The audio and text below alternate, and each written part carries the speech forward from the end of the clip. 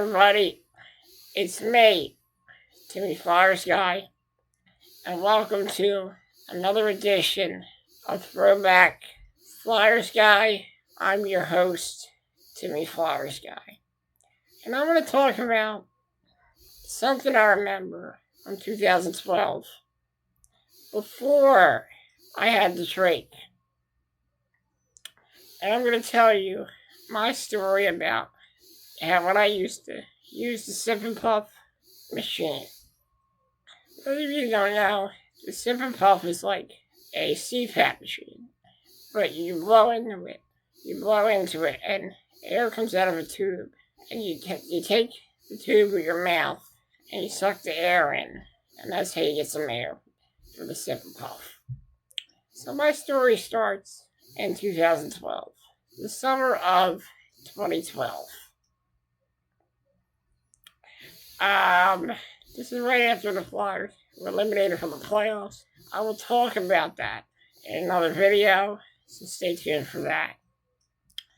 Well, summer 2012. Well, it wasn't actually the summer of 2012. It was around like May of 2012. I went to the hospital to try this new machine out called a Sip and Puff machine. I had to stay at the hospital for a few days until I got used to the Sip and Puff. And let me tell you, there were some weird complications in the beginning when I used it.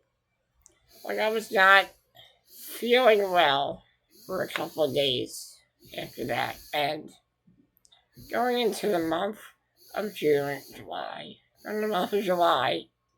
I started not feeling so good. I felt dehydrated. I felt like nauseous all the time. And I found out that I wasn't drinking enough water. And the problem was, I was eating these dumplings from the Chinese place. It turns out there's so much sodium in dumplings that you will get dehydrated. And it will mess you up. Well, anyway, this is what I was using, the Sip and Puff machine. It took me a couple of days to get used to using it. I was able to get out of the hospital, and it took me a couple of days to get used to it. I did not feel well in the hospital. For some reason, I just felt nauseous. And once I got home, I felt somewhat better. But I started getting like these fevers and dehydration. And I found out I needed to be careful how I use the Sip and Puff machine. And I had to change my ways of using it. So luckily, I was able to hydrate myself and I got much better. And I was getting so used to the Sip and Puff. I was a pro at the Sip and Puff machine. And I just felt safe with it.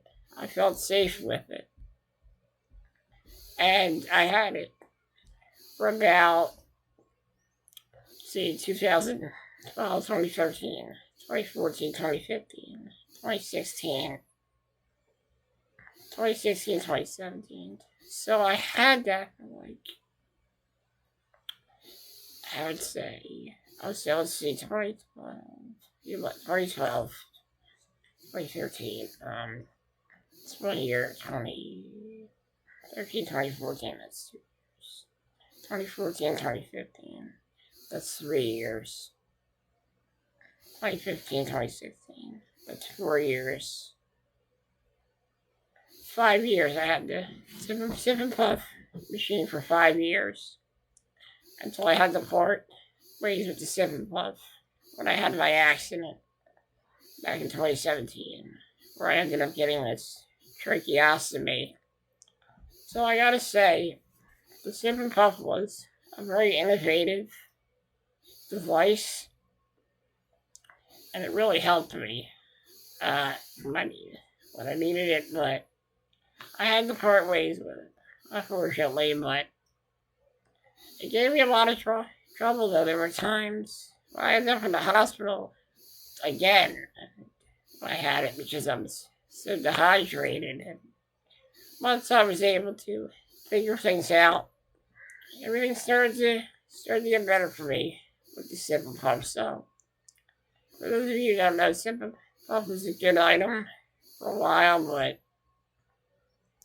pretty soon you have to move on from it. And things change. So, it's a good life lesson here. So, I'm happy that I was able to use that, and it really brings back a lot of memories because those were the years I used to be able to eat and everything. So those were some good times. So that's my memory of the Sippin' Puff machine.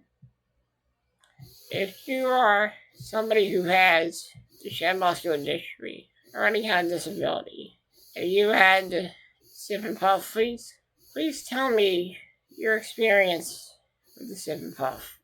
Thank you and have a good day, everyone.